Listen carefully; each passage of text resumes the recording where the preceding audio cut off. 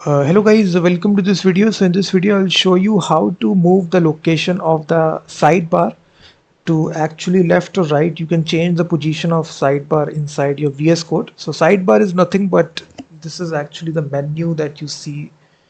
Let me just show you the primary sidebar position. If you want it to be on the right hand side, so now you will see this all the sidebar menu will go into the right bar position. So just right click and you will see this option right here in the activity bar. This is the bottom section of the screen. Move primary sidebar to the left.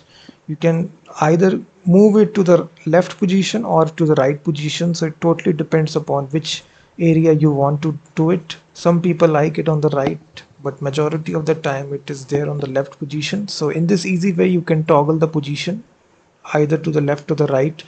There is a second way by which you can do this by going to the view menu and going to the appearance menu and then accessing this move primary sidebar to the right.